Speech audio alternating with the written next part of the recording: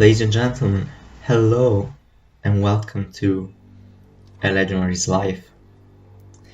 This is a game in which we play as a Legionary and fight in the Roman Republic. Not Empire, Republic, in the period of the Punic Wars. This is a great game, I loved it. I already played it, I completed it several times. I enjoyed it very much and so I want to showcase it to you. So I press new game. I don't care if I lose my progress. Yes, let's start a new game.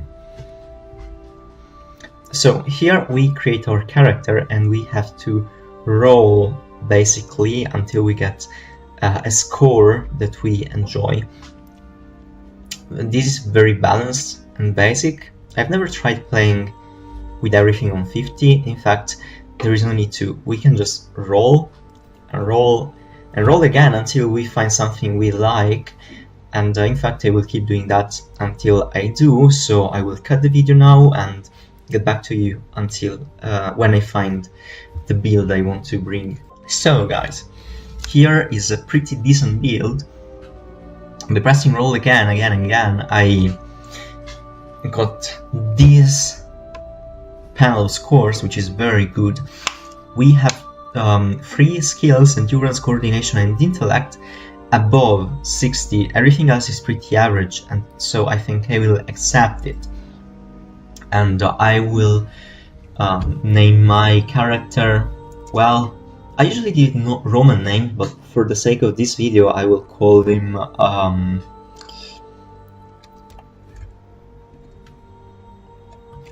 Marcus, no, not Marcus Tullius, Marcus, not Marcus, I will call him Bleeding Gorus. This will be my character only for the sake of the gameplay. So I will be Bleeding Gorus, yes. And here we can enhance our character. We get points every time we complete the game, or well, every time we finish the game, because it's very easy to die with the character, and so I have a lot of points to upgrade him, upgrade our poor good little fella. So what we can do is spend them increasing our stats, like this for instance, or picking one of these 2 skills, Natural Swordsman and Aegis Embodiment. Natural Swordsman allows you to enhance your sword skills. Aegis Embodiment enhances your shield skills instead. I think I will go for Natural Swordsman because that's very good. And now I have 2000 points left more or less to upgrade my stats. I want my Charisma and Awareness to be both 60 at least. They are very important. Then I want to improve my quickness. That's also very important. And my constitution is not as important. I think I will leave it at that. Actually, no, I will upgrade. I upgrade them based on the cost now. So quickness, go back. I'll bring every skill that costs 25 to upgrade to 50. This will be my criterion so that we can maximize our profit. I only pursued maximal stat building in Charisma, Awareness and Intellect because that's important and hard to train.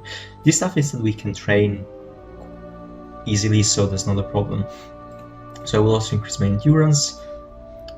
And now back we go to our Coordination. I can upgrade my Intellect too a bit. Okay.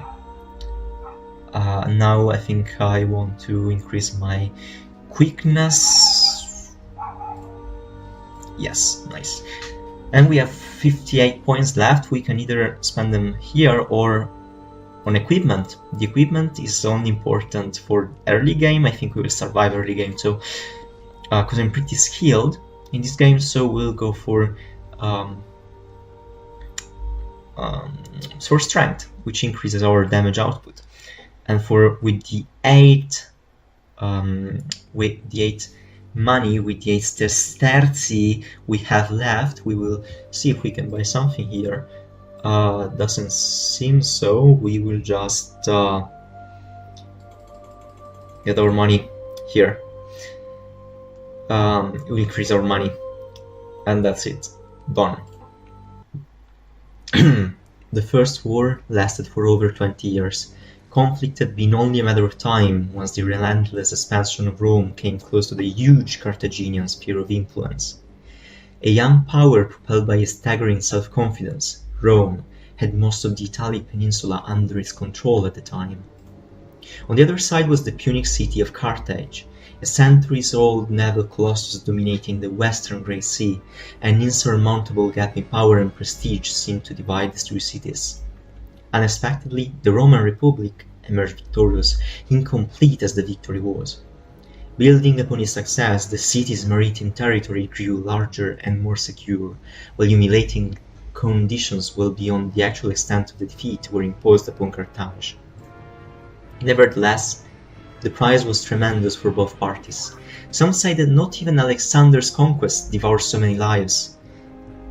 It all paled compared to what's to come. The truce that followed lasted for a generation. You were a child when the situation hovered on the brink of war once again. You still remember the talk in Rome back then, when everybody expected the looming conflict to take place in the distant colonies of Hispania to the west, knew that an attack by sea was nigh impossible. The astonishment when the news reached the city is still fresh in your memory. A bold, not yet 30 Carthaginian general named Hannibal Barca had led an army through the lands of the fierce Gauls and across the mountains to the north. The war was here, in Italia, a few hundred miles from Rome itself. The following years were marked by growing panic as reports of whole armies annihilated by Hannibal kept coming. The Punic general was stronger, smarter than anything Rome had ever faced before. Yet his attempt to turn the Italic allies of the Republic was unsuccessful. Defeating him in a pitched battle was beyond the realms of a possibility. That much was clear to the Romans. At the same time, he could not lay siege to the capital. The conflict turned into an endless war of attrition.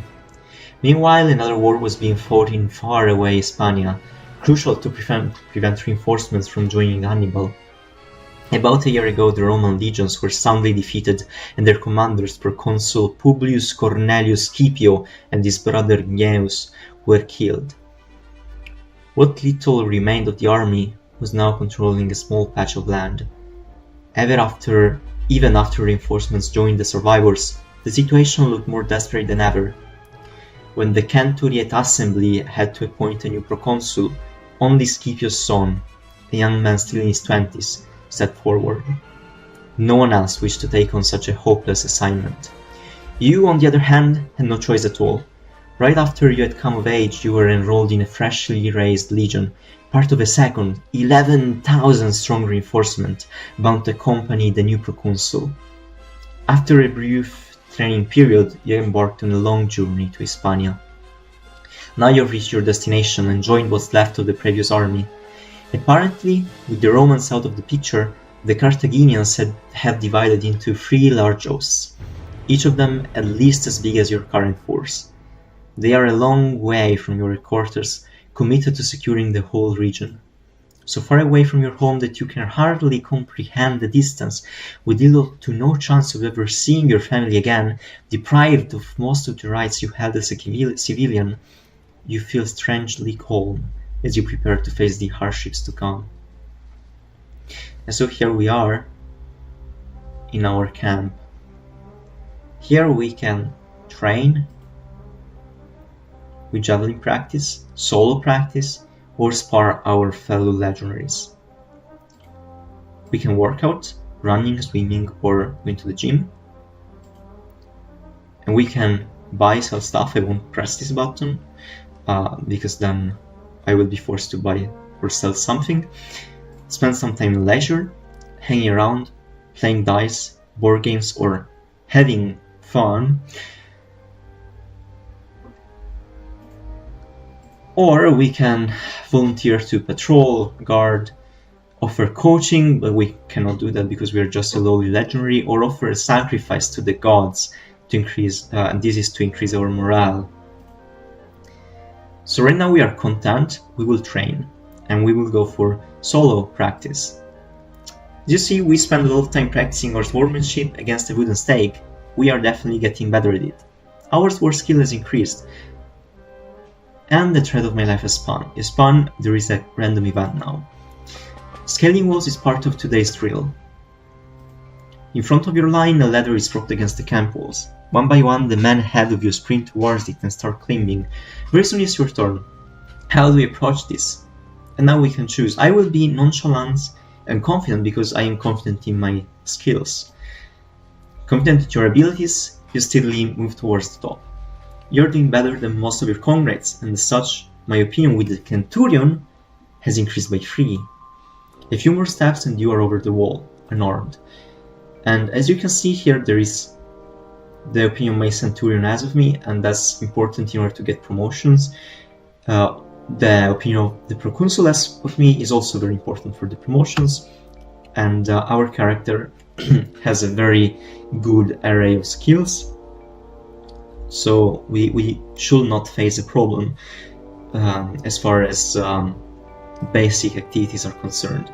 So let's resume our training and keep improving our war skills. As you can see now, a little bar has appeared here in the top left. Over exercise stress. Basically, when we exercise too much, this bar will increase. Different colors show different levels of stress, and that we will slowly lose morale when our stress is too high. So when we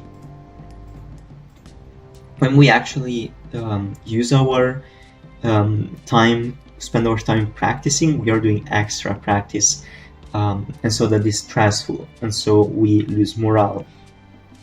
And that's true for combat practice here or for workouts, because we already do workouts and practice as part of the routine as a Legionary, so we're doing extra here. As such, we can reduce our stress by performing laser activities, and that's so I will keep training my sword skills. That's going to be very important. My bar is still green, so that's fine. Now my bar is yellow, and there is also an event. I'm stuck with an especially aggressive sparring partner this morning. Dacius has been here in Hispania since long before my arrival.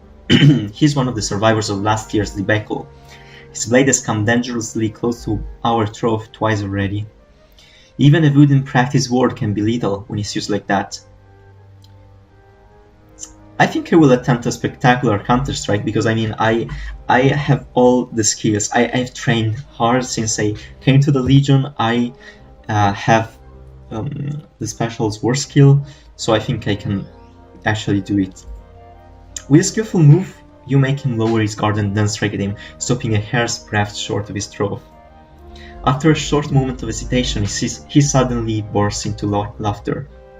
He mutters something about beginner's luck, but you can read on his face that you have gained some amount of respect. Our opinion with the troop has increased by 5. That's also important because it allows us to spar with our partners and with better partners here.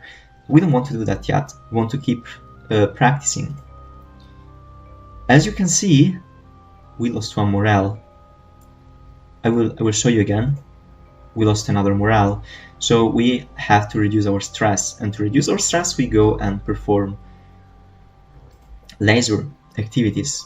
We will be playing board games because I love board games, and I mean, let's play them in the game. Let's play a game in the game. That's going to be cool. We also gain some money, 1 denarius, because we are fairly smart and impress the other people as well. They say, oh, but he's a Latrunculi prodigy. I think Latrunculi is a bit like an old Roman version of chess. I haven't read about it. Maybe it is. So we will reduce our stress to 0 and then to almost 0 at least, and then resume exercising. Here we go. Let's resume training, solo practice again and again. And see, unfortunately we aren't getting any better because solo practice is only good until a certain threshold is reached. Then it's no longer useful because we need more stimulation. So I will go play some more board games successfully, of course, because we are very smart as a character. Oh, we just lost 2 denarii. Well, we are still very smart as a character, and we'll go for some javelin practice instead. That's also going to be very important. And time is over. Let's move on to the campaign. The camp bursts into activity as the whole army prepares to leave. You march to the south. It doesn't take long for your destination to become apparent. You are bound for New Carthage. The capital of the Carthaginian colony is here in Hispania. It's a daring move and very risky. Several days later, you reach your destination and set camp not far from the city. According to camp talk, the closest enemy army is about 10 days' march from here. A long siege is out of the question. You'll have to take New Carthage by storm. You cast a glance at the city walls, strong stone walls. The thought of fighting your way up there makes your stomach churn. It's hard not to think that you may be looking at the place where your days will end. And we are about to engage into battle. Our morale is high. That's a very good thing. And we can only go ahead and continue. I want to show you our inventory. We have a basic helmet, a basic pectoral plate, basic gladius, sword, 2 javelins, a shield, a scutum, and no greaves to protect our legs. So this is all standard equipment. I haven't bought anything. This is standard equipment. So let's continue. Next morning, your maniple is among the first to move out of the camp and reach the plain right in front of the city. If what your centurion said is true, the garrison of New Carthage consists of a small mercenary army, possibly 1,000 strong, and of course the city militia. You are taking your place on the battlefield when all of a sudden cries of alarm rise from the ranks. You look ahead with a start. The city gate is wide open. A screaming mass numbering thousands leaves the safety of the walls, quickly closing the gap with your partially deployed first line. Judging by their scant equipment, they must be the militia. The enemy commander wouldn't risk his precious mercenaries like this. Blood pounding in your ears, you get ready to receive them as the first battle of your life engulfs you. When the other side is at the right distance, you prepare to hurl your first javelin. I am not confident in my javelin skills. I will just throw it into the enemy ranks. I don't want to pick off a specific target. I don't think I'm skilled enough. Decide to play it safe, in fact, and hurl your javelin in the general direction of your hostile troops. Your javelin disappears into the ranks of the foe. You can't say what damage it caused, if at all, but it must have produced some confusion at least. As the other side gets closer and closer, you steel yourself for the incoming fight. And so this is our first fight. We'll try and strike him with our javelin. And we missed him. We're not skilled enough. Here we can decide on our attitude. This is offensive, this is defensive, and this is stances in the middle.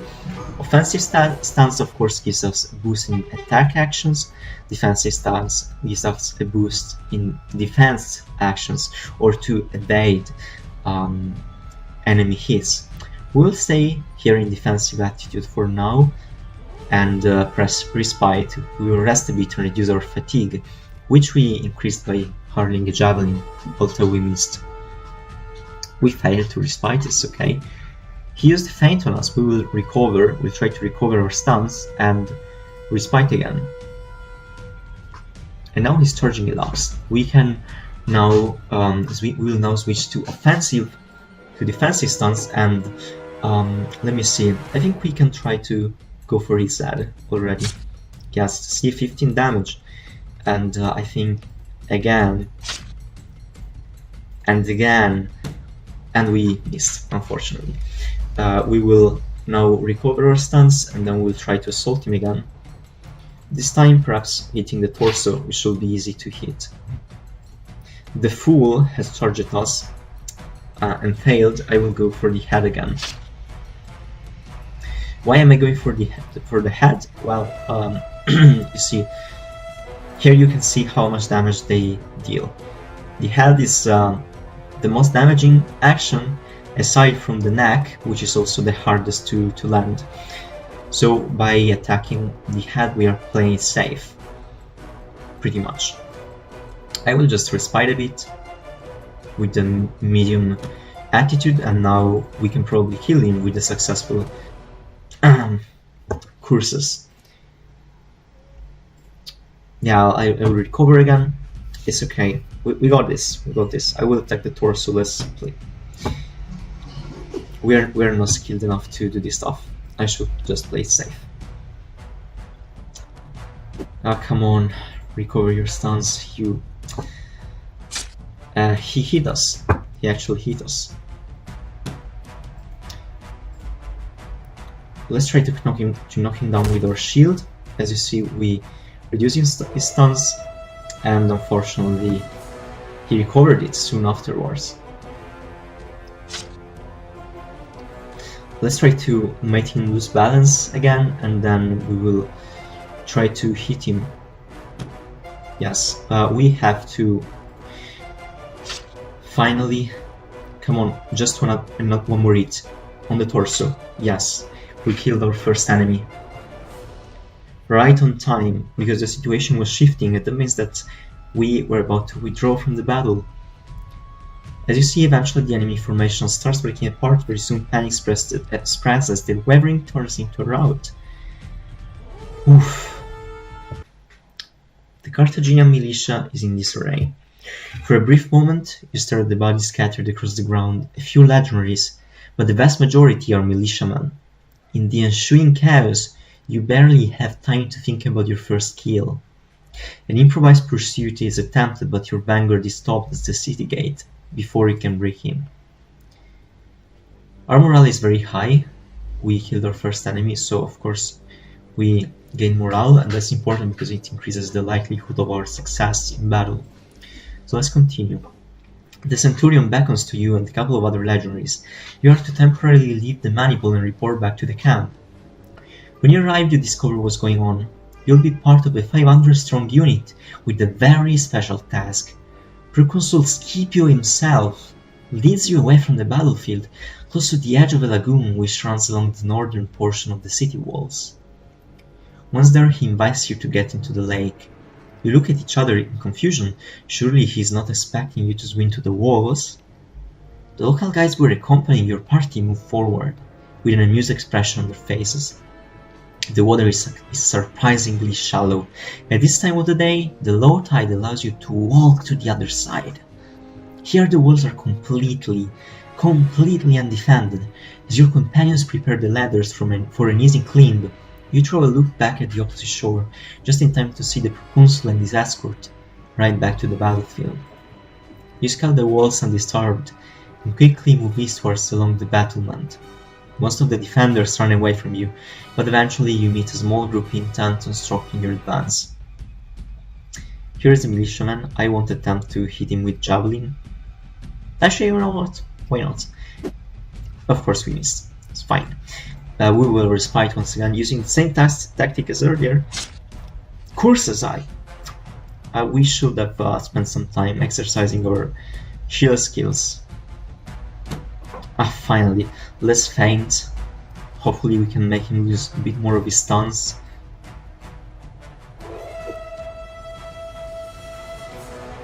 Let's attack the torso. Our weapon is not the best. Two of our comrades joined the fight, very good. We won't have to be alone. And as you see, they are actively helping us to kill this guy. Very good, very good. I will keep respiting. I mean, I don't need to fatigue myself. I will let my friends, my colleagues do all the work in this case. And now, let's try to slice the merit by killing him. Of course we share the kill, but still we killed him. There's no time to dwell on what just happened. You rush forward along the rest of the assault team. Soon you reach the eastern gate, letting in the bulk of your legions. Let's continue. You follow your maniple into the city streets. Your orders are very clear. Secure the city by killing everything that meets you in the open. Hopefully nobody will be so ill-considered. Your thoughts are interrupted when a small number of militiamen stand in your path. Of course, expert militiamen. We are not matched for this guy, probably. I won't even try to hit him with the javelin. Let's close in. I will just try with a quick feint. It was successful, interesting. Let's go for another quick feint. Still successful, very interesting. Let's go for a shield bash. Nice. I think we can probably go for the neck. Look at how much damage we landed. Let's go for a normal feint. And again, another feint. Shield bash. And now let's attack the neck again. We missed. Our comrades are joining the fight. I will let them hit him. Nice. But I will just respite a little bit and then I will hit him as well. He recovered, but not to worry, he's still about to die. In fact, we killed him. Very good. You look at the militiaman's lifeless body, quick thoughts flickering through your mind. I think pity. The poor guy fought well, and frankly, killing people is not something to be happy about, so pity. Drafted into service, forced to fight to defend his own, it does ring a bell. We're just like him. You wonder about the people waiting for him at home, never to see him come back. Our virtue is increased by 2. Nice. An officer yelling out orders brings you back down to earth with a bomb. You move on. You keep marching along the streets. As is custom, looting is strictly prohibited until the battle is over. I will just stick to the rules and go ahead to the rally point. Let's continue. New Carthage is almost conquered, but 500 mercenaries from the garrison are still holding the citadel. The proconsul is looking for volunteers for an assault on this last bastion. He's throwing in a more than double loot share. These mercenaries are nothing like the militia you have been facing until now. They may not be the enemy's best troops. They wouldn't even have been left here if they were, but they are still professional soldiers. Only the most experienced legionaries are volunteering. No one will blame you if we backed off. If you volunteer, we'll probably die. But I'm not going to back off. Bleeding Gorus is not backing off. He's never backing off. You step forward, taking your place among the other volunteers. Our opinion has increased by 5, our opinion with the Centurion has increased by 8, and with the Proconsul by 2, that's very good. Our newly assembled force makes its way to the citadel. The mercenaries are waiting for you in the open, numbers are on our side, but they have the high ground. You have to be very careful. On the other side is the right distance. You prepare to our first javelin. Let's pick off a specific target. We missed. Okay. As your side gets closer and closer, you steal yourself for the incoming fight. We also have a stance penalty. Dangerous. Let's close in, and I think I will go for a feint like this, just to say that I did it. Let's more feints. Our hope is not letting this guy attack. No, don't recover, dude. You feint, more feint. Oh no. Oh no. We have to recover our stance or we will die. What a luck! How lucky! Damn. Let's recover. Oof. Lucky. Quick feint. Failed. Let's respite. We have no hope of landing a feint as it is now. Good. Very good. Normal feint. Okay. Another feint. We don't care, we just want him to not... Never mind. Respite. Again. Let's try to recover our stance. Failed. No. No! This is bad. This is really bad. Nice. Come on, you just have to not hit us again. Don't hit us again, and everything is fine.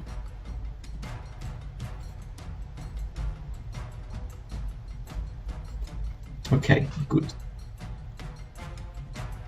We are probably safe. We should be going back in line. We have no hope of killing these mercenaries, frankly. And we have one more round to go. At least one more round to go. I will close in, no. I'm not going to hit him with the javelin. Same as earlier. Quick feint. Nice! A death feint. Very nice! What is that? Of course. I wanted too much. Let's recover. And go for a normal feint. Too greedy. It was too greedy. Let's respite a bit and... thanks, armor. Feint again. Quick feint. Good. No, you are not eating us again. And instead it seems like he's going to eat us again. Come on, recover. Good. If he hits us and damages us, we are dead. So we have to be very careful. We're failing at every roll. That's how big of a difference we have in skill. Damn it. Okay, you know what? I don't want to lose more morale. I will change stance for once. Good, very good. We are surviving. Didn't expect that. We're surviving. Good, very good. Yeah, no, more fines. I don't care. I just want to, you know, to survive here. Oof. We made it. There is not another round, right? This is so stressful. Nice, at last the hopelessness of their predicament prevails. The mercenaries are surrendering and we didn't even do anything but fainting. Good, very good. Continue. New Carthage has fallen. For the first time in so many years, a change in the tides of wars appears within grasp. Our morale has increased by 8. Amazing. You receive your share of the loot. You have gained 420 denarii. Your in the Citadel assault is rewarded. You have gained 150 denarii. Your army has obtained an important base of operations. The city's resources will be invaluable for the rest of the campaign. And our morale is now superb. Fighting in real battle has sharpened your skills. Sword skill, shield skill, and javelin skills have all increased. That's superb. In recognition of our efforts and achievements, we have been promoted to Tesserarius. Amazing. So our character is now a Tesserarius. We are a guard commander in one of the two camp sanctuaries of our maniple. Superb. Lovely. I love that. Oof. So after this battle, I think I will call it an episode. This is super cool. I didn't expect us to survive, frankly. I was often expecting us to die, but we were here. So we will keep playing and hopefully we can make it through to the very end. So stay tuned, guys, and I'll save and exit now, and I'll see you the next time.